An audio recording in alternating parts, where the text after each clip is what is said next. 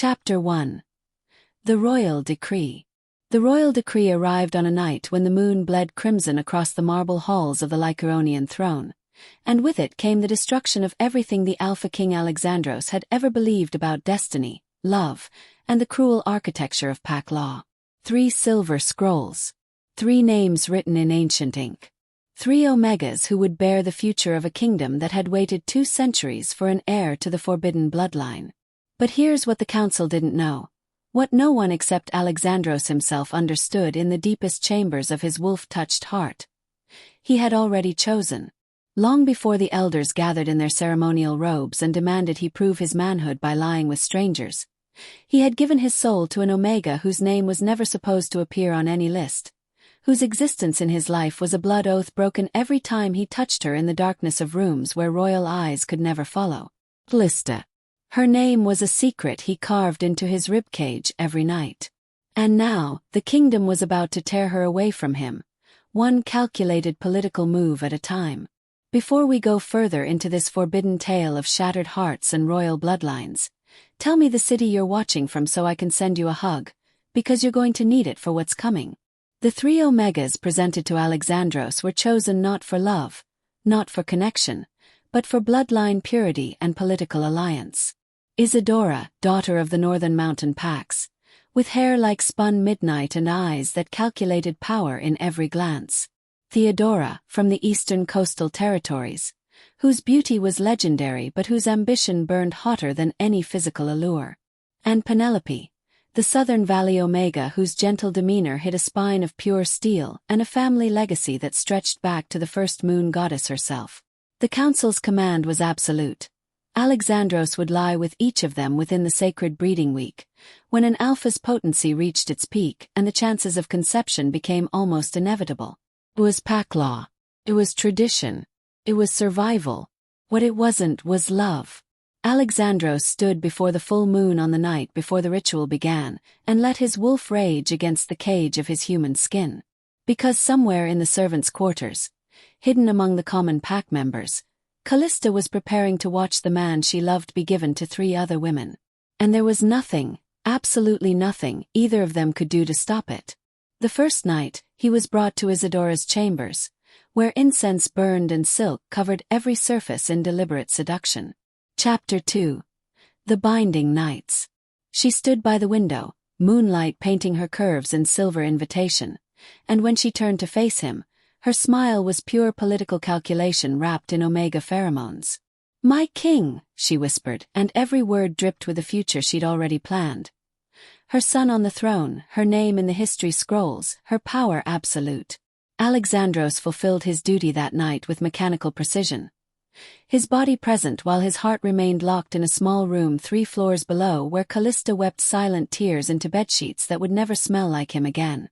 The second night brought him to Theodora, who met him not with seduction but with challenge, her eyes daring him to deny the attraction that pack politics had manufactured between them.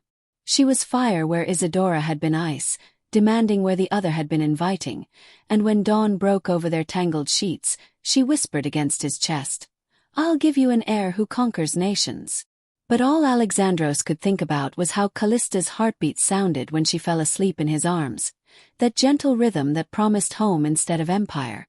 The third night, Penelope waited for him with tears already streaming down her face because she, unlike the others, understood what it meant to be used as a vessel for someone else's legacy. She looked at Alexandros with something close to pity and whispered, "We're both prisoners of this, aren't we?" It was the only honest moment in 3 nights of orchestrated breeding, and it broke something fundamental in Alexandros's chest. When the sacred week ended, the Alpha King stood before his council and declared the ritual complete. The elders nodded their approval, satisfied that duty had been fulfilled and the bloodline secured. They scheduled the announcement ceremonies. They prepared the kingdom for the news that would come in 9 months. What they didn't prepare for was the afternoon 6 weeks later, when all 3 Omegas appeared before the throne room doors at the exact same moment, each carrying the unmistakable scent of early pregnancy, each demanding to be seen by the king immediately. The kingdom exploded into chaos before sunset. Chapter 3. The Revelation. News of the triple pregnancy spread through the Lycaonian territories like wildfire through a drought-dead forest, igniting every political faction, every noble house, every pack with a stake in the future of the throne. 3 heirs, 3 mothers, 3 potential lunas, and only 1 crown.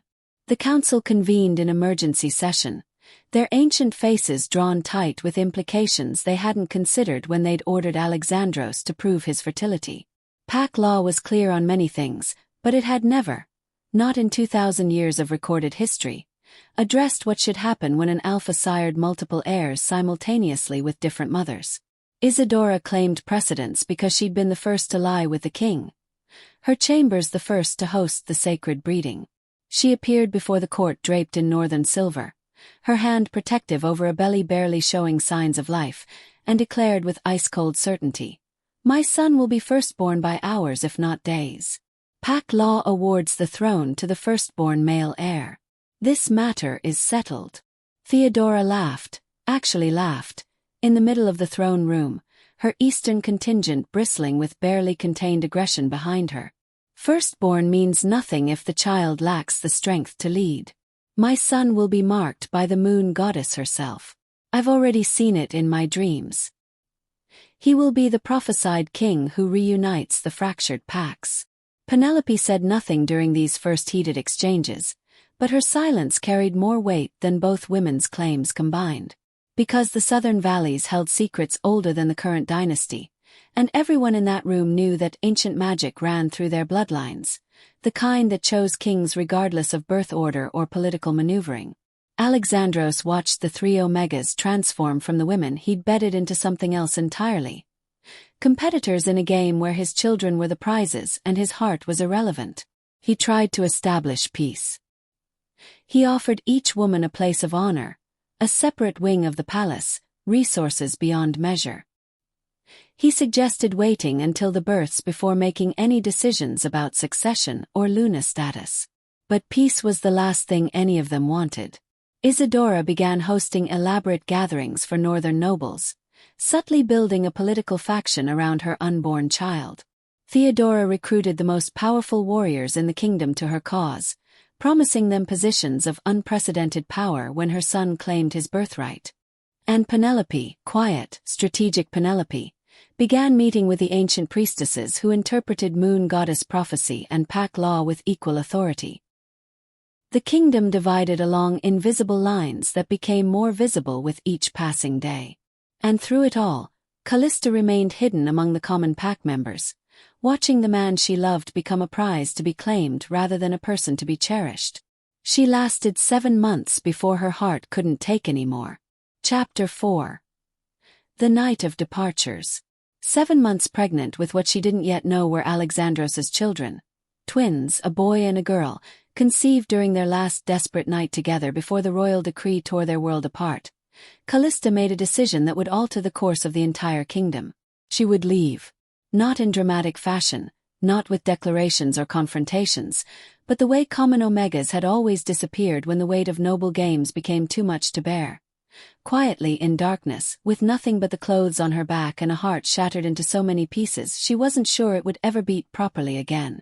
The night she chose was deliberate. The entire palace was consumed with preparation for the birth ceremonies, as all 3 royal Omegas had gone into labor within hours of each other. A phenomenon the priestesses declared a sign from the moon goddess herself, though they couldn't agree on what the sign actually meant. Isadora's screams echoed from the northern wing.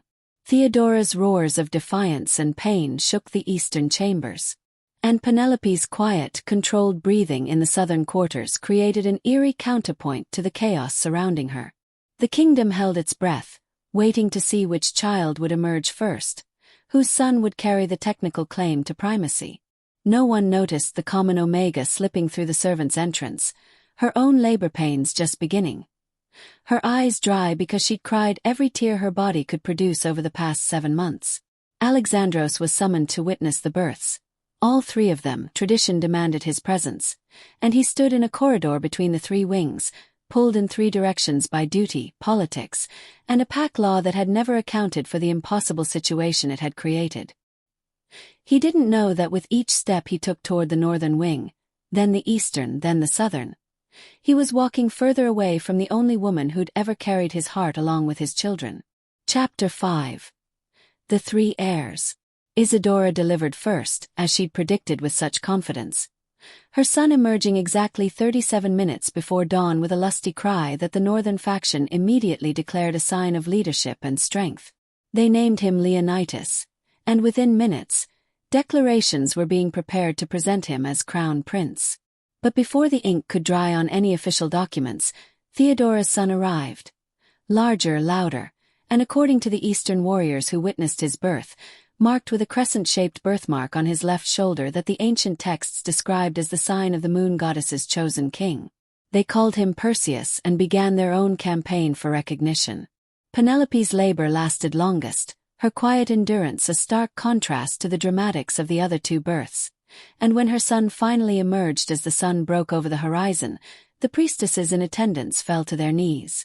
Because he was born in what they called the moment of balance, when night yields to day and the moon goddess and sun god share dominion over the world, a time that occurred perhaps once in a generation and marked children of prophecy.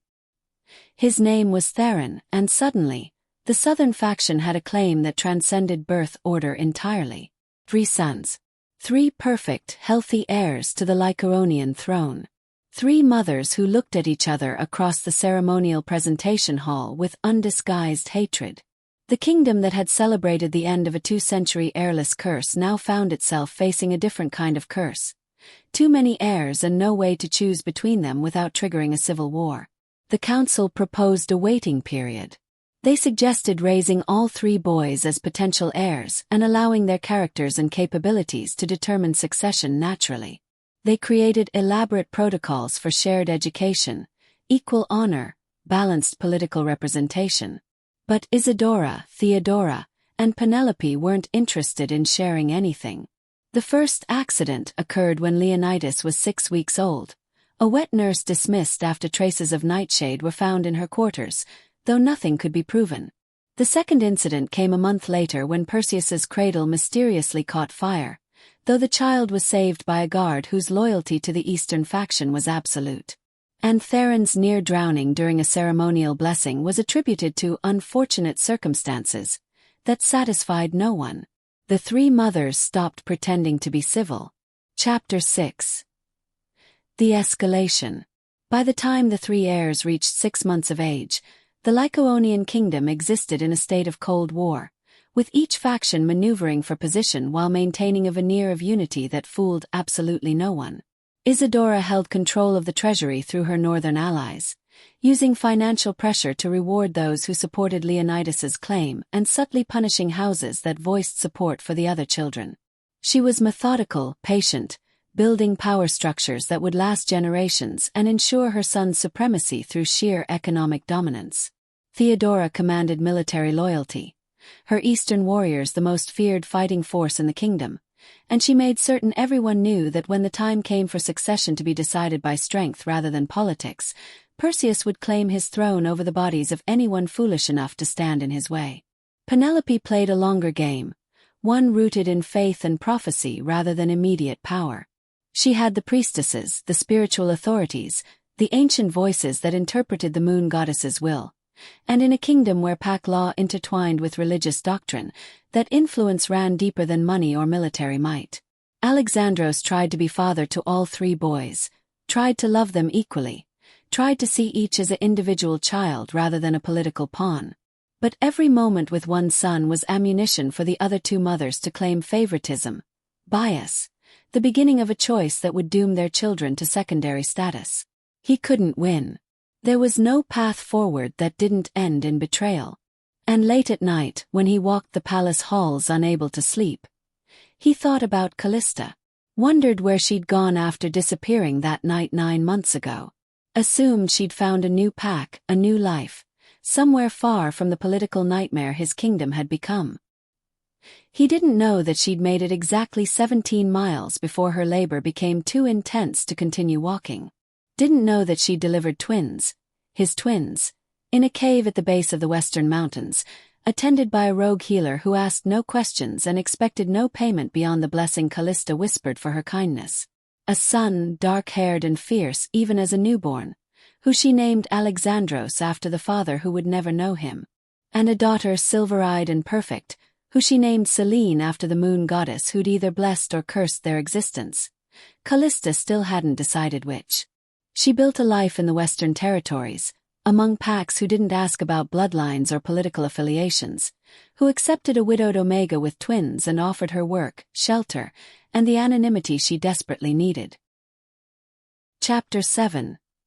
The Years Between. 5 years passed. In the Lycaonian palace, the 3 heirs grew from infants into boys whose personalities reflected and magnified their mother's ambitions. Leonidas became a mirror of Isidora's calculating nature, already understanding at age 5 that every interaction was a negotiation, every relationship a potential advantage. He played with other children the way his mother played politics, strategically always watching for weakness, always positioning himself at the center of power. Perseus was his mother's son in different ways, physical and bold, already showing the warrior instincts that made Theodora's Eastern faction so formidable. He challenged every authority, questioned every rule, and gathered other strong children around him like a general assembling an army. Theron remained the enigma, quiet and observant like Penelope, but with an unsettling ability to understand people's true motivations that went far beyond normal childhood perception. The priestesses who tutored him swore he could read the moon's messages in ways they'd never witnessed, that he possessed gifts that appeared once in a millennium. The 3 mothers' Cold War heated up incrementally, each small escalation justified as protecting their sons, ensuring their futures, doing what any mother would do.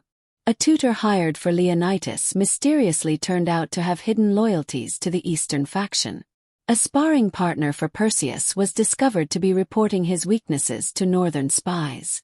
A priestess teaching Theron was revealed to have been paid by Isidora to poison the boy's mind against his half-brothers. Trust became extinct within the palace walls. And Alexandros, the Alpha King who'd once been considered the strongest leader in generations, found himself paralyzed by fatherhood divided into thirds, by love that couldn't exist without hurting someone, by a kingdom that demanded a decision he couldn't make without destroying everything he'd built. In the Western Territories, Callista's twins grew wild and free, untouched by palace politics or succession games. Young Alexandros, who his mother called Xander to differentiate him from his father, showed the natural leadership qualities of an alpha from the moment he could walk, organizing the other children in their small pack into elaborate games that were really training exercises for things he shouldn't have known to teach. Selene moved through the world like moonlight itself, gentle and fierce in equal measure, with an instinctive understanding of pack dynamics that shouldn't have existed in a child so young. She could mediate disputes between adults twice her age, could sense emotional undercurrents that others missed entirely.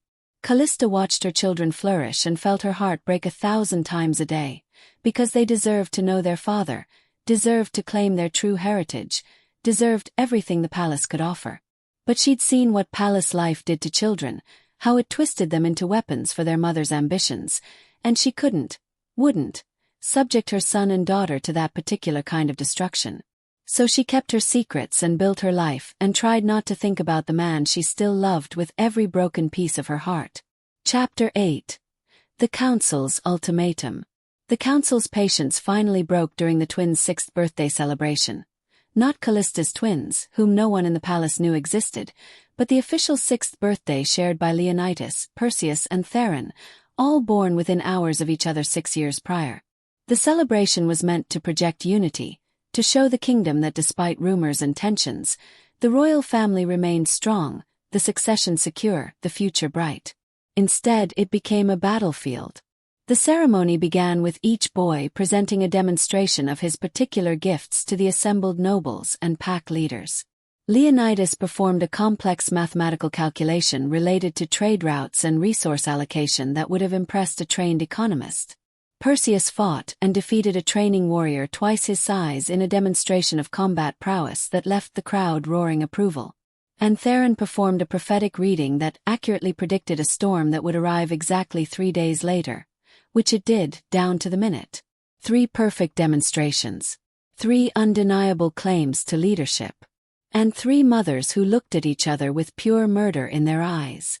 The final incident occurred during the ceremonial feast when Isidora stood to propose a toast to the future king, my son Leonidas, whose birth order and leadership clearly indicate the moon goddess's choice.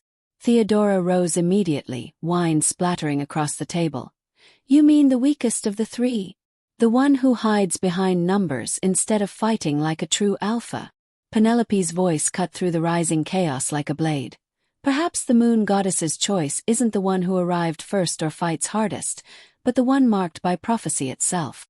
The three women faced each other across the feast table while their sons watched with eyes too old for their young faces, already learning that their mother's love came with conditions, that their value lay in what crown they might someday wear. Alexandros stood at the head of the table, seeing his entire kingdom reflected in this moment of fracture, and he knew, they all knew, that something had to give.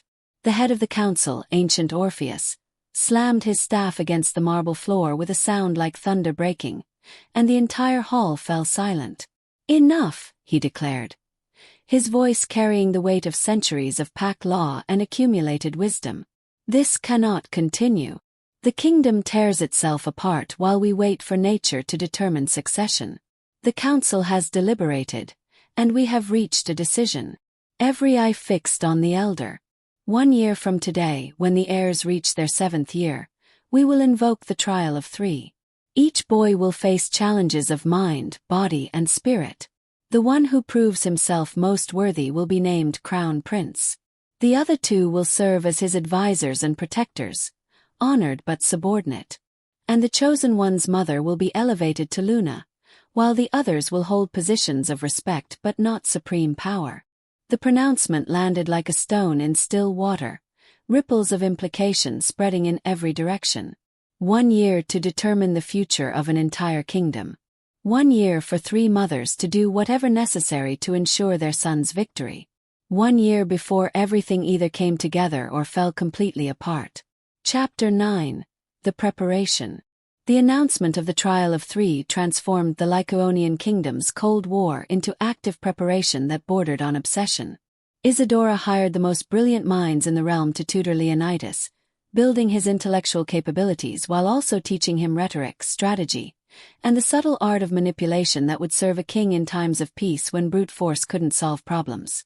She also began making inquiries about the exact nature of the mind trials. Which texts would be referenced, which philosopher's wisdom would be tested, which mathematical or logical puzzles had precedent in previous succession trials. Information became her weapon, and she wielded it with surgical precision. Theodora practically turned the Eastern Wing into a military camp, with Perseus training from dawn until long after sunset.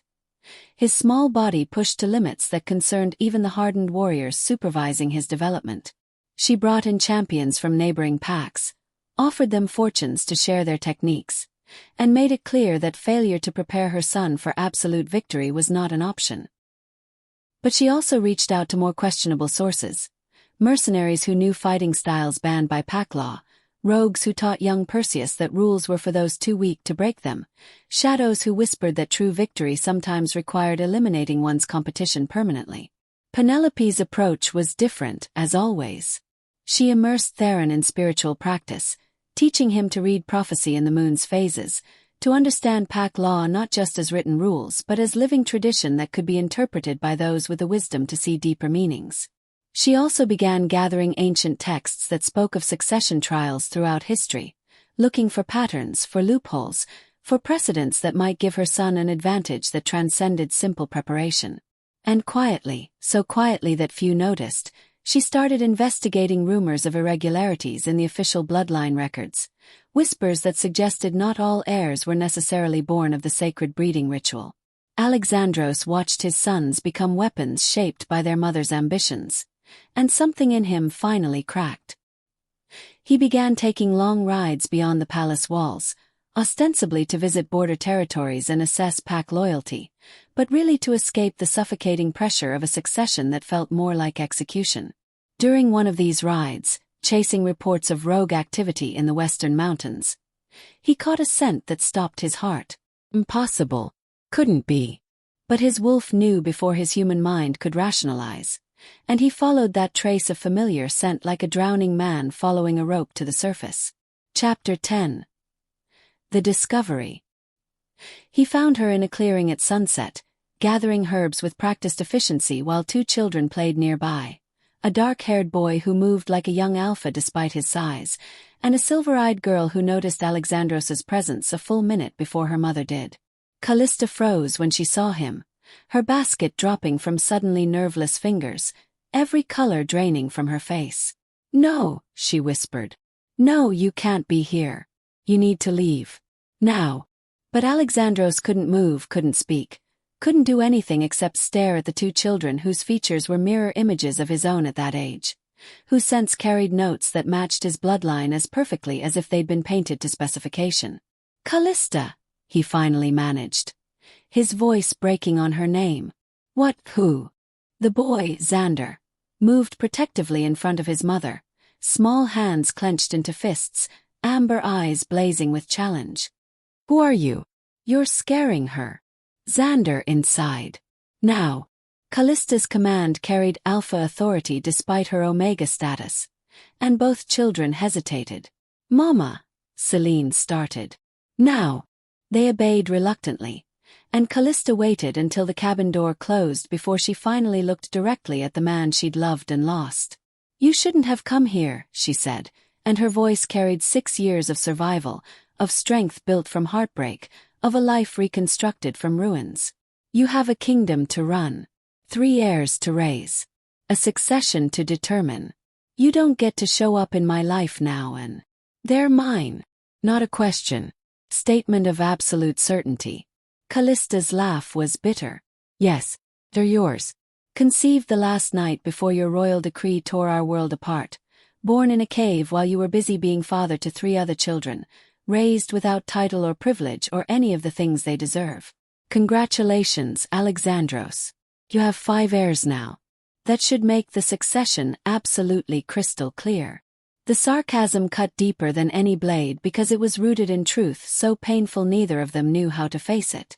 Alexandros took a step toward her. "Why didn't you tell me?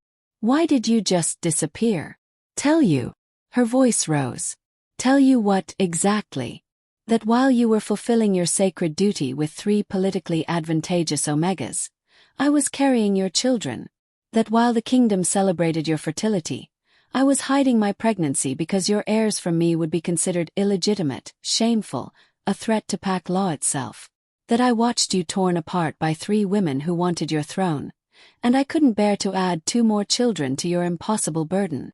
She was crying now, years of suppressed grief finally breaking through. "I left because I loved you too much to watch you destroy yourself trying to love too many people. I left because our children deserved better than being political pawns in a game they didn't choose. I left because staying would have killed me." Alexandros closed the distance between them and pulled her into his arms, and she fought him for approximately 3 seconds before collapsing against his chest. "I've looked for you," he whispered into her hair. "Every day for 6 years. I've had scouts searching every pack in every territory. How did you stay hidden? The Western packs don't care about bloodlines or succession politics. They care about survival, loyalty, and keeping their business their own. I asked for sanctuary, and they gave it." She pulled back just enough to look at him. "You need to leave. Now before anyone sees you here, before anyone realizes." "I'm not leaving." His voice carried alpha command now. "Not without you. Not without my children. Callista, everything is falling apart in the palace. The 3 mothers are preparing their sons for a trial that feels more like preparation for war. The kingdom divides further every day. I need..." "What? You need what?" "Another heir to add to your collection. Another political complication. Another woman who loves you and can't have you." She shoved against his chest. "I built a life here, Alexandros. Good life. My children are safe, happy, free from the poison that infects palace politics. Why would I give that up?" Chapter 11. The Impossible Choice. They talked through the night, argued, confessed, raged against the circumstances that had torn them apart and the pack laws that kept them separated even now. Alexandros met his children properly as dawn broke, and Xander's initial hostility melted into tentative curiosity when he realized this stranger was his father. Selene simply looked at Alexandros with those moon-silver eyes and said, "I knew you'd come eventually. Mama cries your name in her sleep." The confession shattered something in Alexandros's chest because he'd done the same thing, calling for Callista in dreams where they were still together, still whole, still possible. Over breakfast that Callista prepared with shaking hands, the full situation revealed itself in all its impossible complexity.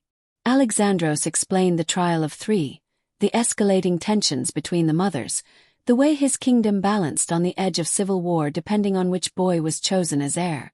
Callista described the life she'd built in the Western territories, the peace she'd found, the way her children thrived away from palace pressures.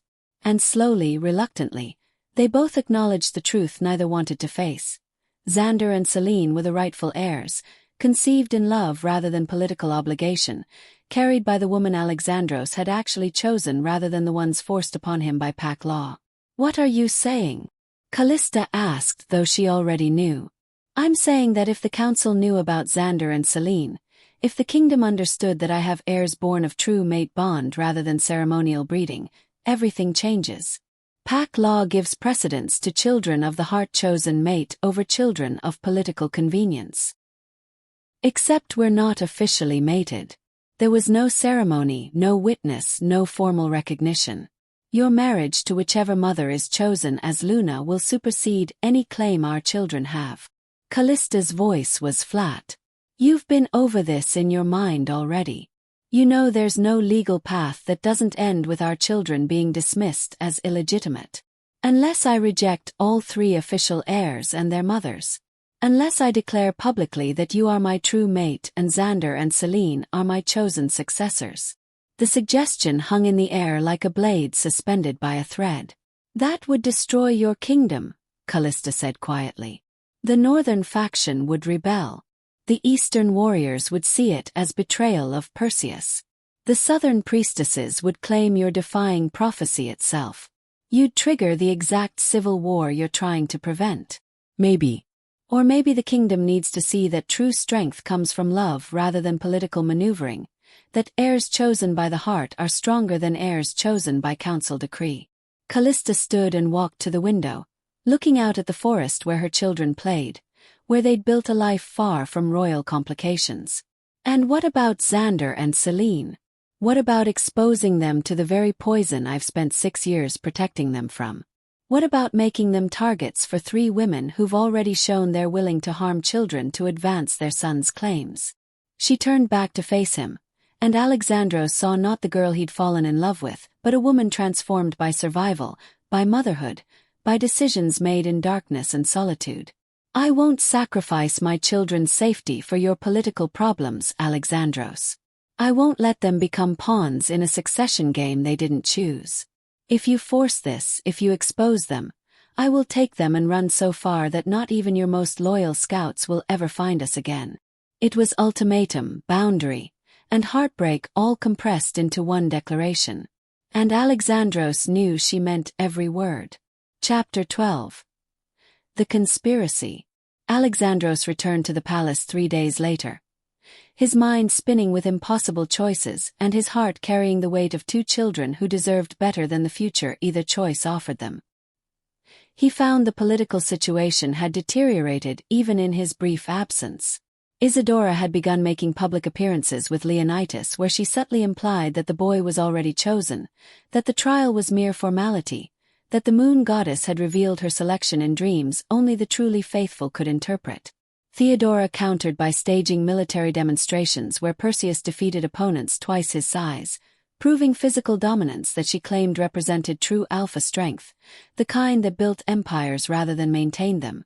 And Penelope had convinced half the priestess council to declare that ancient prophecy specifically described Theron's birth circumstances, that the moment of balanced delivery was literally spelled out in texts written 1,000 years ago. Each mother had positioned her son as the inevitable choice, which meant whichever boy was not chosen would feel like cosmic injustice rather than fair evaluation. The kingdom was a powder keg waiting for a single spark. Late that night, Alexandros received an unexpected visitor in his private chambers. Penelope, without her usual entourage of priestesses or southern faction guards, just the Omega mother he'd bedded 6 years ago under ceremonial obligation. "I know about the Western Territory children," she said without preamble, and Alexandros's blood turned to ice. "I don't know what. Please don't insult me by lying." She sat without being invited, exhaustion evident in every line of her body. "I've been investigating irregularities in your schedule, trying to understand why you always seemed slightly detached during our breeding ritual, why you looked at me with pity instead of desire. I've had scouts following you. I know you found Callista. I know about the twins." Alexandros remained silent, calculating how much damage this could cause, whether Penelope planned to use this information to eliminate Xander and Selene as potential competition for Theron. But what she said next shocked him completely. "I want to help you." "What?" Penelope leaned forward. "This trial of 3 is going to destroy whoever loses. Leonidas will be crushed under his mother's disappointment if he's not chosen. Perseus will be channeled into violence if he's passed over. And my Theron." She paused, gathering herself. "My son is 6 years old and he has nightmares about failing prophecy, about disappointing the moon goddess, about being responsible for pack destruction if he's not selected. He shouldn't carry that burden. None of them should." She met Alexandros's eyes directly. "But your Western Territory children. They're free of this poison. They don't know about succession politics or pack law complications. They're just children being children. That's what heirs should be. Children first, political figures later." "What exactly are you proposing?" Alexandros asked carefully. "I'm proposing we conspire to disrupt the trial. All of us. You, me, and potentially Callista if she's willing. We create circumstances where all 3 official heirs fail specific trial aspects in ways that the council can't ignore, which forces them to reconsider whether children raised in this political pressure cooker are really fit to lead. Then we reveal Xander and Selene as alternatives, children who represent a fresh start, who carry your bloodline without the corruption of 6 years of poisonous competition." It was either brilliant or completely insane, and Alexandros couldn't determine which. "Why would you help me undermine your own son's claim?" he asked. Penelope's smile was sad. "Because I'm a mother before I'm a political operative, and I've watched what this process is doing to my child. I've watched him lose his childhood to prophecy and pressure. If he fails the trial, he'll be devastated in the short term but free in the long term. And if he somehow succeeds, he becomes king while carrying the burden of 2 half-brothers who'll spend their lives feeling cheated of their birthright. There's no good outcome for any of these boys under current circumstances." She stood to leave. "Think about it.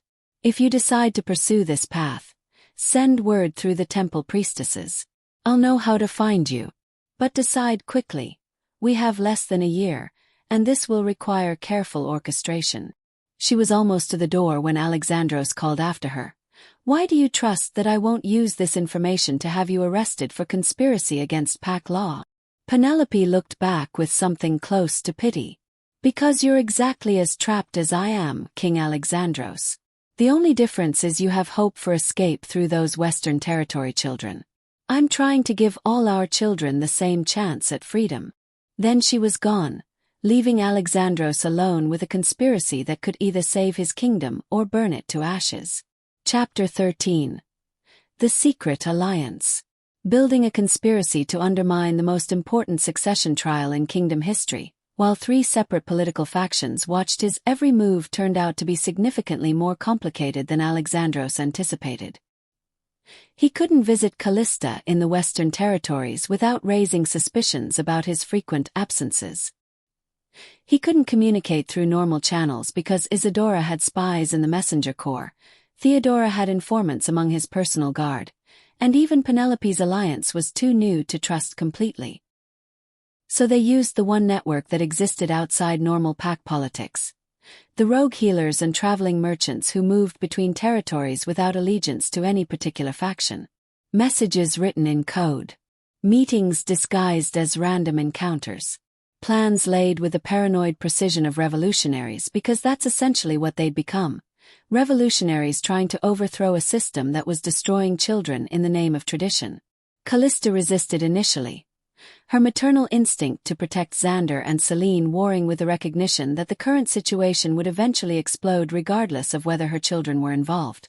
"If this trial happens as planned and one of the 3 official heirs is chosen," she wrote in her first coded response, "the other 2 mothers will never accept it. Your kingdom descends into civil war. Our children grow up in a world torn apart by conflict over something they weren't part of. Is that really better than exposing them to danger now in hopes of preventing that future?" She was right, and Alexandros knew it. The plan they eventually developed was intricate, depending on perfect timing and the cooperation of people who had every reason to betray them. During the trial of 3's intellectual challenge, information would be leaked to all 3 official heirs ahead of time, but each would receive slightly different incorrect information designed to make them overconfident and therefore perform poorly when faced with actual trial questions. For the physical challenge, the arena would be sabotaged in minor ways. Nothing that would injure the boys, but enough to level the playing field between Perseus's warrior training, Leonidas's intellectual approach, and Theron's spiritual preparation, ensuring no clear victor emerged. And for the spiritual trial, where Pack prophecy and moon goddess interpretation came into play, Penelope would use her influence with the priestess council to introduce doubt about whether any of the boys truly matched prophetic description as clearly as everyone assumed. The goal was to create confusion, to make the council question whether the trial of 3 could actually determine a clear successor, and then, at that moment of institutional doubt, to reveal Xander and Selene as alternatives, children whose existence proved that perhaps Pack law had guided Alexandros toward different heirs all along. It was manipulation on a massive scale. It was potentially treasonous. It would hurt 3 innocent boys in the short term even if it protected them long term. And it was the only path forward that didn't end in blood. Penelope proved unexpectedly ruthless in her planning, perhaps because she'd spent 6 years watching political games from the inside and understood exactly where each faction's weaknesses lay. She knew which priestesses could be swayed by theological arguments. She understood which council members privately worried about the kingdom's direction. She'd identified which nobles were tired of the constant conflict and might welcome a dramatic reset. "The key," she explained during one of their carefully orchestrated meetings, "is making them think this outcome was inevitable, that the moon goddess was guiding us toward Xander and Selene all along, and that the trial of 3 was meant to reveal the inadequacy of choices made through political pressure rather than divine selection." Alexandros looked at this Omega who'd been chosen for his breeding ritual based on bloodline purity and political convenience, who'd somehow become his co-conspirator in overturning the very system that had elevated her, and felt a strange kinship. "If this works," he said, "Leonidas, Perseus, and Theron will hate me for the rest of their lives. They'll feel cheated, rejected, dismissed. Perhaps. Or perhaps they'll eventually be grateful that you freed them from impossible expectations."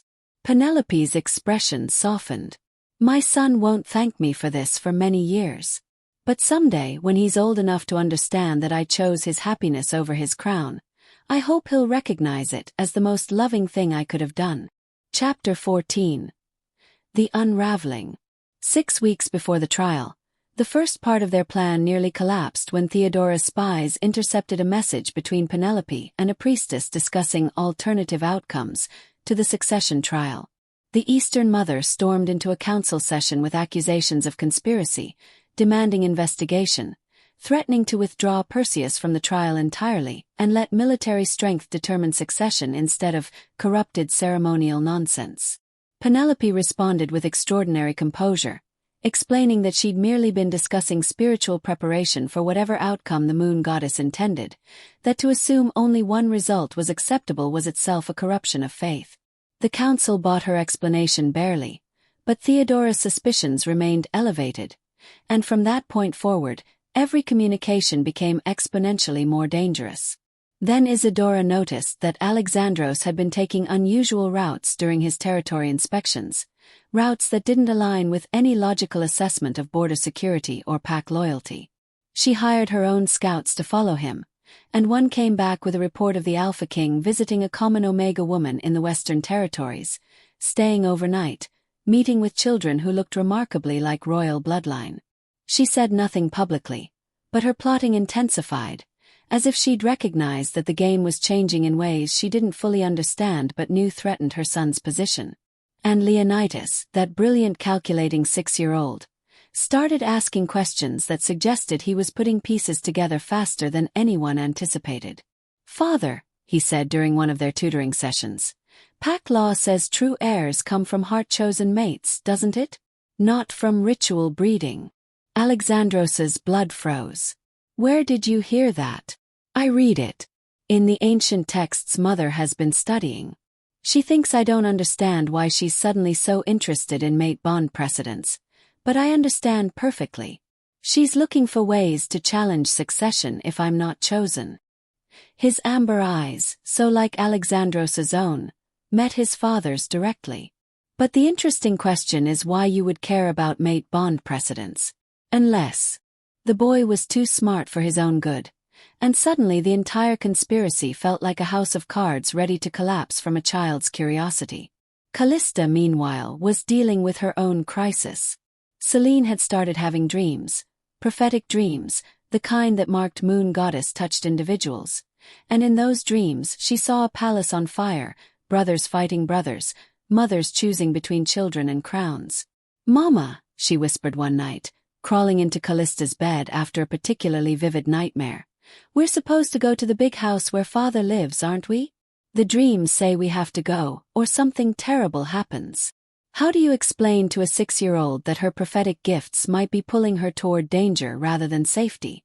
How do you trust dreams when they contradict every protective instinct you possess? Callista sent a message to Alexandros. "Selene's having prophetic dreams about the palace. She says we're meant to be there. But exposing them before the trial could trigger exactly the violence we're trying to prevent. What do we do?" His response was delayed by 3 days.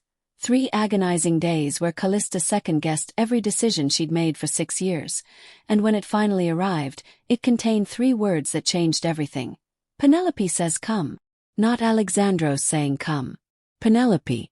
The mother who'd allied with them but who still ultimately competed for her own son's future. Saying to bring the Western Territory children to the palace, to expose them before the trial, to trust her completely. It was a trap or it was salvation, and Callista had approximately 48 hours to decide which. Chapter 15. The Arrival. Callista arrived at the palace 2 weeks before the scheduled trial of 3, accompanied by Xander and Selene, who transformed from forest wild children into something more formal for the journey but still carried that untamed quality in their eyes, their movements, their absolute confidence in their mother's protection. They entered through the servants' quarters, Penelope's suggestion, avoiding the main halls where Isadora and Theodora's network of spies watched everything.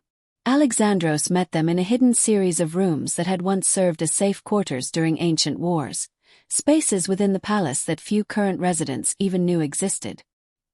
He looked at his children, really looked at them for the first time in palace context rather than forest clearings, and saw his own features reflected back in ways that couldn't be denied by anyone with functioning eyes. Xander had his strong jawline, his warrior build already evident despite his youth. Selene carried his silver-touched gaze, the one that marked moon goddess bloodline and appeared in the royal family perhaps once in 3 generations. "They're going to know," Callista said unnecessarily. "The moment anyone sees them, they're going to know exactly who they are. That's precisely why Penelope wanted them here early," Alexandros explained.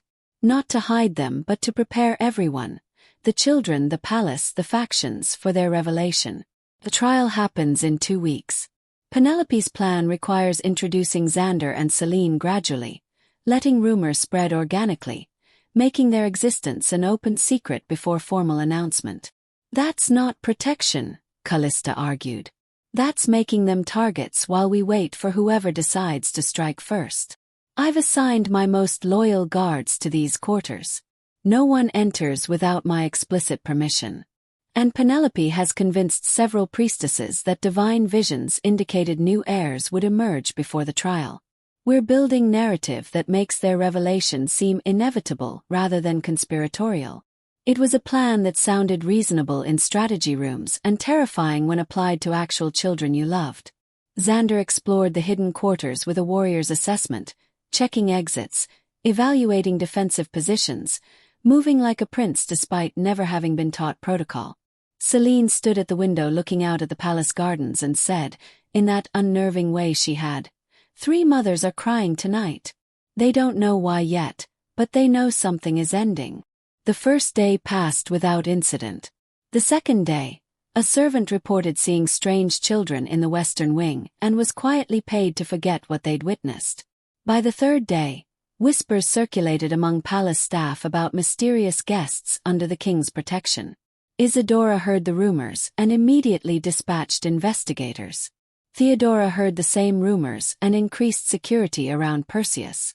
And Penelope, who'd orchestrated this entire gradual revelation, began the next phase. She arranged for Leonidas, Perseus, and Theron to accidentally encounter their half-siblings. The meeting happened in the palace library, orchestrated with Penelope's characteristic precision. The 3 official heirs were brought for their regular afternoon studies, only to find 2 strange children already occupying their usual spaces. For approximately 30 seconds, the 5 children simply stared at each other, while the priestess supervising the session pretended not to notice anything unusual. Then Leonidas, brilliant and calculating even at 6, said, "You're related to us. Your faces carry father's features exactly." Perseus, more direct, "Who are you? Why have we never seen you before?" And Theron, with that prophetic insight that marked him, "You're why the dreams changed. The futures that seemed certain all shifted 3 days ago when you arrived." Celine answered first, her silver eyes meeting each of her half-brothers directly. "I'm Celine. This is my brother Xander. And we're here because the moon goddess doesn't always choose the obvious path." It wasn't quite an introduction. It wasn't quite a threat. It was something in between, a statement of existence that neither apologized nor explained. Xander said nothing, just watched his half-brothers with an alpha's assessing gaze that suggested he was cataloging their strengths, weaknesses, potential threats, possible alliances all simultaneously. The priestess supervising them recognized she was witnessing a moment that would define kingdom history, and quietly sent for Alexandros. By the time the king arrived, the 5 children had arranged themselves in a circle on the library floor, and Theron was explaining ancient succession precedents while Leonidas questioned the logical consistency of various pack laws. Perseus demonstrated military strategy with book chess pieces, and Xander and Celine absorbed information like they'd been starving for knowledge of this world they'd been excluded from. It was either a miracle or a disaster waiting to happen, and Alexandros couldn't determine which. Chapter 16. The Mother's War. News of the mysterious Western Territory children reached Isadora and Theodora within hours, and their responses were predictably different but equally dangerous. Isadora launched a political investigation, demanding formal explanation of who these children were, by what authority they occupied palace quarters, whether they presented challenge to succession law, and what Alexandros intended by introducing unknown elements so close to the trial. Theodora's approach was more direct. She attempted to access the hidden Western Wing quarters with armed escort, ostensibly to assess potential security threats, but really to confront whatever situation was developing that she hadn't controlled. Both women were blocked. Isadora by council protocol that prevented accusations without evidence, Theodora by guards who answered only to Alexandros and who'd been given explicit orders that no one entered the Western quarters without royal permission. Which meant both mothers turned their fury on the one person they could reach, Penelope. The confrontation happened in the temple courtyard, where Penelope had been consulting with senior priestesses about trial preparations. Isadora and Theodora arrived with their respective entourages, and the political nature of their combined appearance made surrounding guards instinctively reach for weapons. "You know something," Isadora accused without preamble. "You've been suspiciously cooperative lately, unusually quiet about Theron's prophetic advantages. What deal have you made with Alexandros? What children are hiding in the Western quarters?" Theodora demanded. "And why do palace servants say they carry unmistakable royal features?" Penelope looked at both women with something close to pity. The moon goddess works in mysterious ways, sisters. Sometimes what we think we're fighting for isn't actually what we need. Don't give us spiritual deflection, Isadora snapped. Answer the question directly. Who are those children? They are what they appear to be. Alexandros's heirs. Born of true mate bond rather than ceremonial breeding. Legitimate by the oldest interpretation of pack law, which gives precedence to children of the heart chosen over children of political convenience. The courtyard fell absolutely silent. Then Theodora lunged at Penelope with a snarl that promised violence, and only the intervention of priestess guards prevented bloodshed on sacred ground. You conniving backstabbing. Theodora's rage made her literally shake. You've been conspiring to eliminate our sons from succession this entire time. You convinced us the trial was fair, that prophecy would determine outcome, when actually you were helping Alexandros install different heirs entirely. Our sons prepared for nothing. Isadora's voice was ice where Theodora's was fire. 6 years of education, political positioning, faction building, all rendered meaningless because of secret children no one knew existed. This is unconscionable. This violates every principle of pack law and fair succession. Penelope remained calm, though her hands trembled slightly. Pack law is clear. Heirs of true mate bond supersede all other claims. Always have. If you'd spent less time politicking and more time studying actual law, you'd know this. Alexandros was never mated. Theodora yelled. The ceremonial breeding ritual was his only official reproductive act. These mystery children are illegitimate by definition. Unless he was secretly mated before the council forced breeding rituals upon him. Unless there's a woman he heart chose who existed before any of us were presented as political options. Penelope's voice softened. Unless everything we thought we knew about Alexandros's romantic history was incomplete. The implications crashed over both women like a cold wave. Isadora recovered first. I want proof. Formal documentation of this alleged mate bond. Witness testimony. Council verification of bloodline. If Alexandros thinks he can overturn 6 years of established succession through mysterious revelation, he'll face legal challenge so comprehensive it will take decades to resolve. And if legal challenges fail, Theodora added darkly, there are other ways to resolve succession disputes. Ways that don't involve council approval or ceremonial trials. The threat hung in the air, unspoken but unmistakable. That night, Alexandros doubled the guard around the western quarters and sent urgent message to Callista. Both mothers know. We're out of time for gradual revelation. Trial moves forward in 12 days. And we need to decide now whether to formally introduce Xander and Celine or withdraw them for their own protection. Callista's response was delivered verbally by the most trusted messenger. Celine says her dreams show 2 paths. One where she and Xander hide and the palace burns within the year. One where they step forward and the palace still burns but is rebuilt afterward. She says the fire is coming regardless. The only choice is what remains when the flames die down. So they had 2 options. Hide the children and watch inevitable destruction, or expose them and face immediate danger with hope of eventual reconstruction. Some choices aren't really choices at all. Chapter 17. The formal revelation. The council convened in emergency session 8 days before the scheduled trial of 3, summoned by petitions from both Isadora and Theodora demanding formal investigation into the Western Quarter children and their potential impact on succession law. Alexandros stood before the assembled elders, pack leaders, and priestess council with Callista at his side. The first time she'd been publicly acknowledged in the palace since her disappearance 6 years prior. The whispers started immediately. Those old enough to remember recognized her from her brief time as palace servant before vanishing. Those attuned to pack dynamics scented the mate bond radiating between her and Alexandros with undeniable intensity. And everyone recognized what it meant. Honored council, Alexandros began, his voice carrying alpha command that silenced the murmuring instantly. I come before you to formally acknowledge what pack law has always recognized but I have failed to publicly declare. Callista is my heart-chosen mate, bonded to me before the ceremonial breeding ritual was imposed by this council 6 years ago. Orpheus, the senior elder, leaned forward with narrowed eyes. You claim mate bond that was never officially registered, never witnessed, never sanctified by pack ritual? I claim mate bond that existed in action if not in ceremony. Pack law recognizes heart-chosen mates by the bond itself, not by paperwork. The moon goddess doesn't require documentation to bless a connection. Convenient interpretation, Isadora called from her position among the northern faction. Especially when it appears precisely in time to undermine legitimate heirs prepared for succession trial. Theodora stood as well.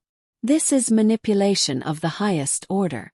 You allowed 3 Omegas to bear your children, allowed 6 years of political maneuvering and preparation, allowed the kingdom to divide over succession, all while hiding a supposed mate bond that conveniently produces alternative heirs at exactly the moment your legitimate sons approach their trial.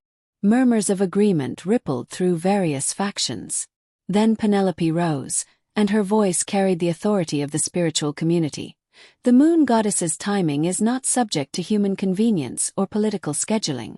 Perhaps these children were hidden precisely so they could be raised free from the corruption that has poisoned the official heir's development. Perhaps we were meant to see what happens when children are groomed for power from birth versus children raised in love and freedom.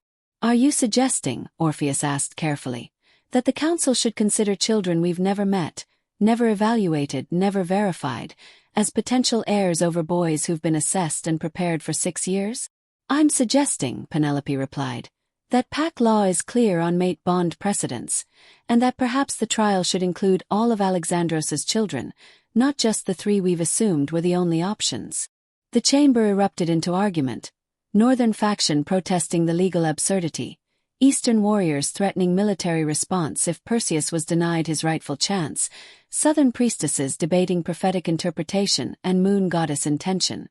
Through the chaos, Alexandros made a decision that would either save or destroy everything. He signaled the western quarter guards, and they opened the great doors to admit 2 small figures who entered the council chamber with their mother's steady confidence and their father's innate command presence.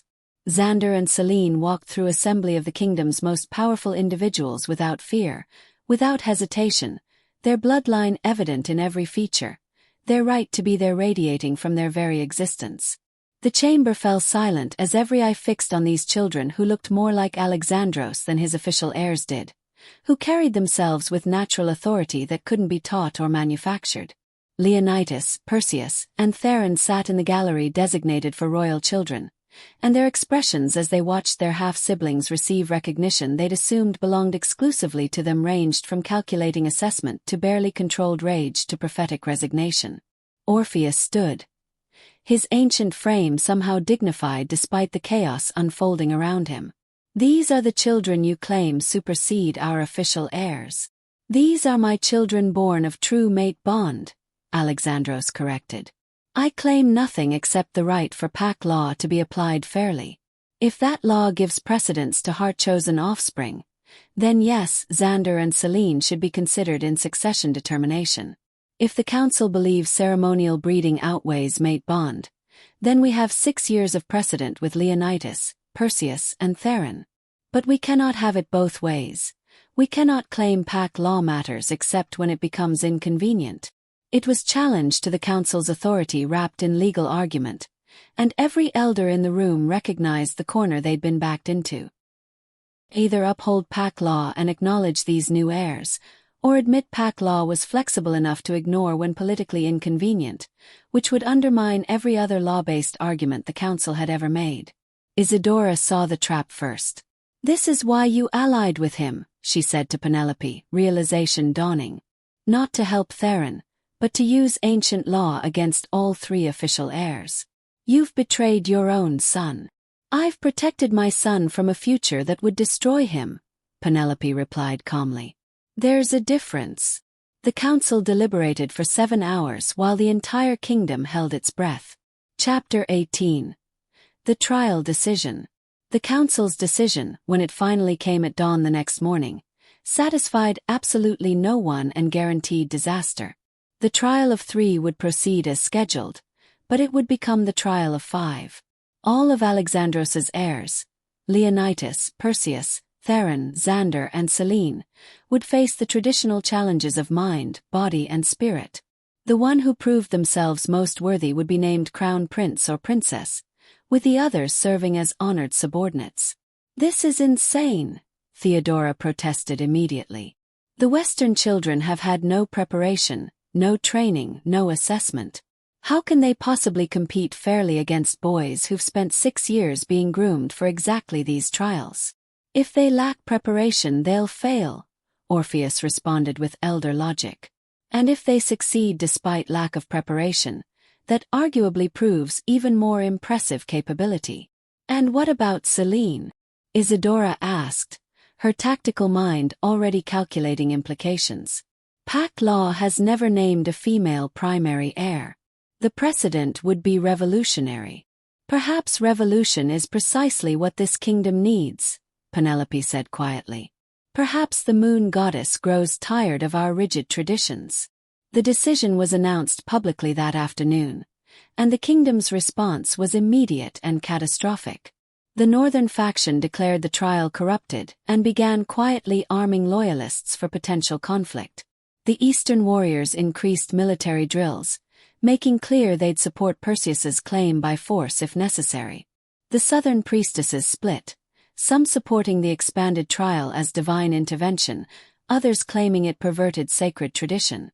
And in the western territories, packs who'd given Callista sanctuary 6 years ago mobilized their own fighters, ready to defend her children if palace politics turned violent.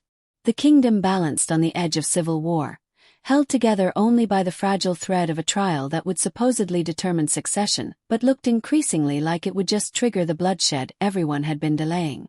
Callista kept her children close during the 5 days remaining before the trial, teaching them everything she could about palace protocol, pack politics, and survival in environments where every interaction carried hidden meaning. "You don't have to do this," she told them during a rare quiet moment. "We can leave right now, disappear back to the Western territories, build our life far from all of this." But Xander shook his head with determination beyond his years. "Those other boys, our brothers, they're trapped in something that's hurting them. We can see it in their eyes. If we can free them by competing, isn't that worth doing?" And Selene added with her unnerving prophetic certainty, "My dreams say if we run, everyone loses. If we stay, at least there's a chance for something better." So they stayed. The official heirs reacted to their new competition in characteristic ways. Leonidas studied Xander and Selene obsessively, trying to calculate their weaknesses, predict their strategies, find angles that would give him advantage despite their obvious natural abilities. Perseus declared them unworthy competitors and refused to even acknowledge their existence, his pride wounded by the suggestion that untrained children could possibly match his carefully honed warrior skills. And Theron sought out his half-siblings in the palace gardens one afternoon and said, with remarkable calm for a 6-year-old facing the collapse of everything he'd been told was his destiny. The prophecies never specified which child they described. "I think they were talking about all of us. Together, not competing." It was insight that suggested a future no one had considered, but 5 days before a trial wasn't enough time to reconstruct 6 years of political division. The night before the trial, Alexandros visited each of his children individually. He told Leonidas he was brilliant beyond measure and would be remarkable regardless of trial outcome. He told Perseus he was the strongest warrior of his generation and worthy of respect no matter what tomorrow brought. He told Theron he carried gifts that transcended crown or title, and the moon goddess had blessed him whether or not that blessing included a throne. He told Xander he was proud of the young man he was becoming and grateful for his courage. He told Selene she carried light that would guide others even if she never wore a crown. And he prayed to every god and goddess who might listen that tomorrow wouldn't destroy all 5 of the children he loved. Chapter 19. The trial begins. The trial of 5 began at dawn in the ancient ceremonial grounds where Pack's succession had been determined for millennia, with the entire kingdom in attendance either physically or through representatives. The first challenge was intellectual. a test of wisdom, strategy, and problem-solving that revealed character as much as intelligence. The 5 children were presented with a scenario: a kingdom divided by faction, where each group claims rightful leadership, and violence threatens to destroy everything. What solution preserves both justice and peace? Leonidas answered first, his response a masterwork of political calculation. Create council representation for all factions, balanced power structures, checks against any single group dominating others. It was brilliant, practical, and utterly soulless. Government by committee that would prevent tyranny but also prevent decisive leadership. Perseus's answer was predictably martial. Identify the strongest faction, let them prove superiority through controlled combat, then bind other factions through sworn oaths of loyalty to the victor. It was efficient but ignored centuries of pack law about cooperation versus conquest. Theron proposed spiritual solution. Consult prophecy, identify divine will, convince all factions they were fulfilling moon goddess intention by following her guidance. It was idealistic and dependent on everyone accepting the same spiritual interpretation, unlikely in religiously divided populations. Then Xander spoke, his voice carrying unexpected nuance. You unite them against external threat. Give factions common enemy, common purpose. People who compete internally will cooperate when faced with bigger danger.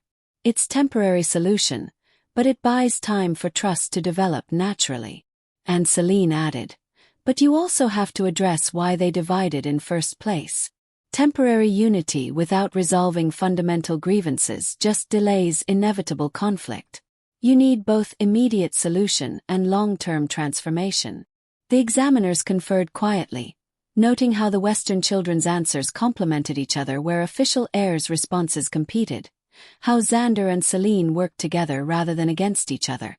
The physical challenge came next, not combat as Theodora had hoped, but rather an obstacle course that tested agility, endurance, problem-solving, and mutual cooperation.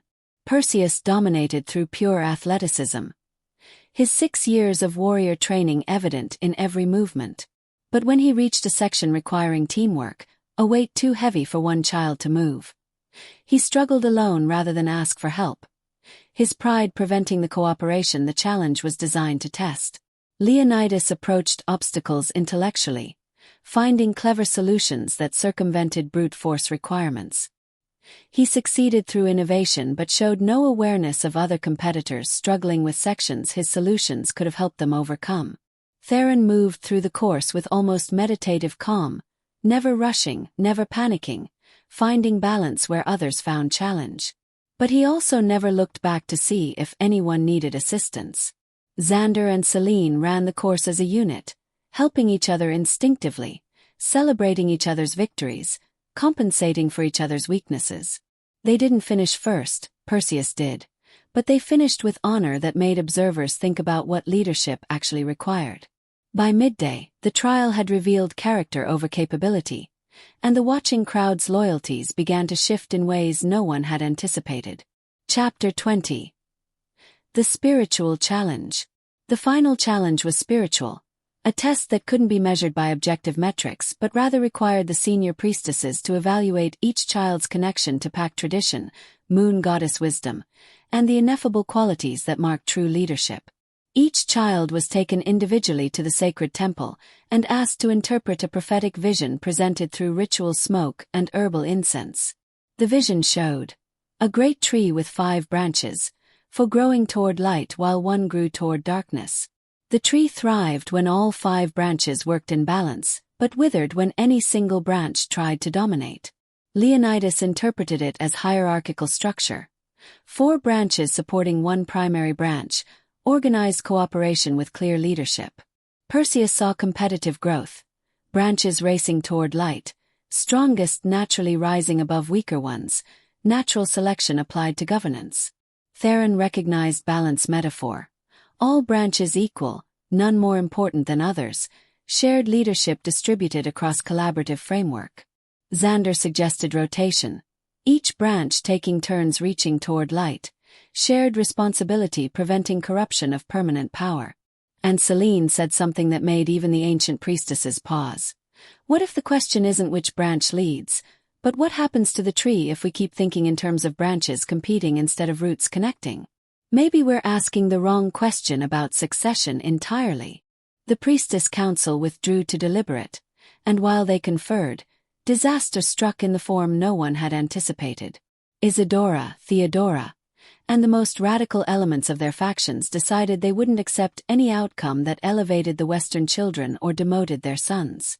They'd prepared for this possibility, stockpiling weapons, recruiting loyalists, and planning a coup that would seize power regardless of trial results.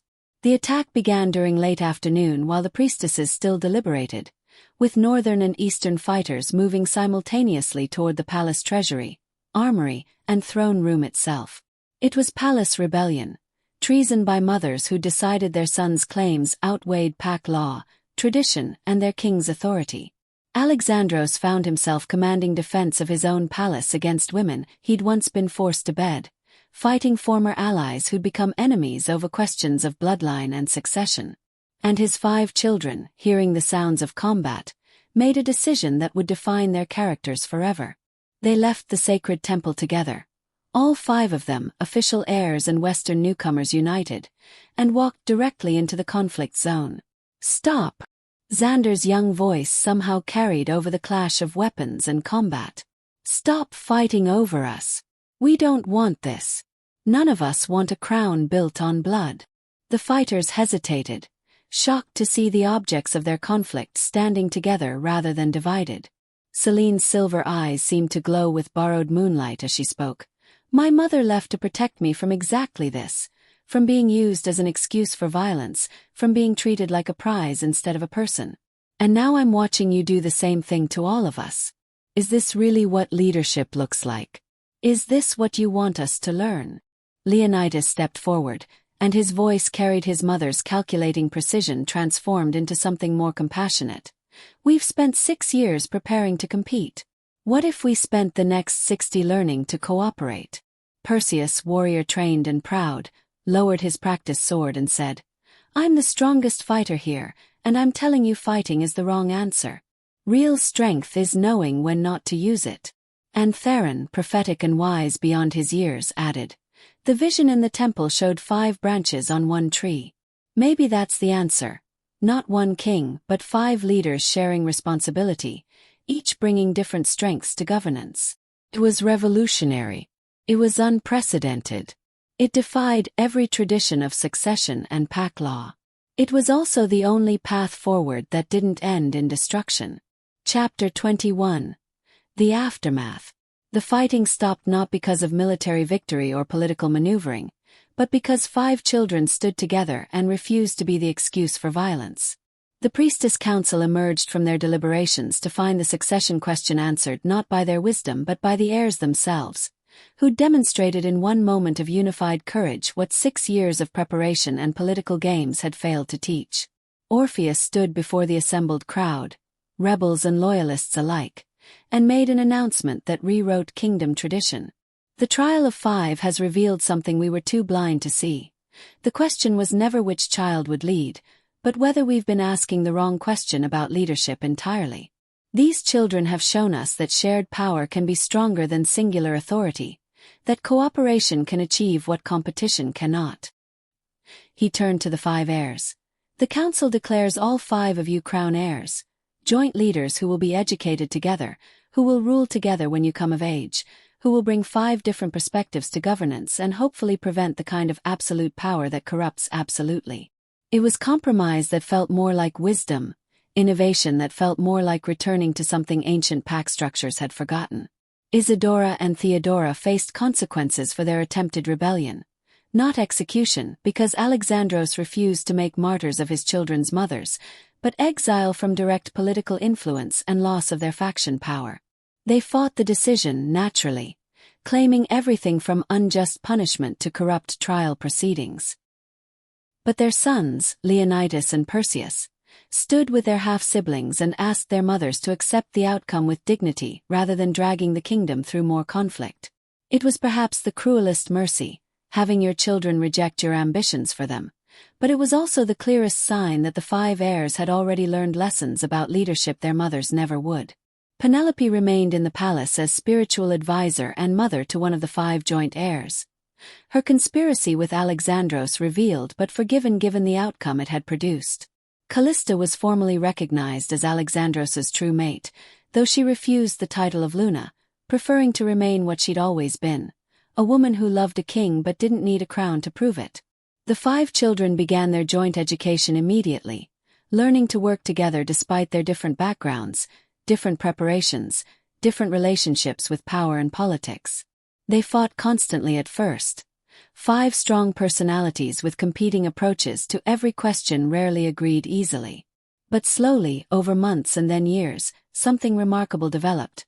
They learned to value their differences, to recognize that Leonidas's strategic thinking balanced Perseus's warrior instincts, that Theron's spiritual wisdom complemented Xander's practical problem-solving, that Selene's prophetic insight tied everything together. They became what no single heir could have been: complete leadership rather than partial excellence. Epilogue. 15 years later. 15 years after the trial of 5. The Lycaonian kingdom thrived under joint rule that had become legendary throughout all Pact territories. King Leonidas managed economic policy and diplomatic relations with the calculating precision he'd learned from Isidora, but tempered with compassion his half-siblings taught him. King Perseus commanded military forces that protected rather than conquered. His mother's warrior traditions transformed into defensive strength rather than aggressive expansion.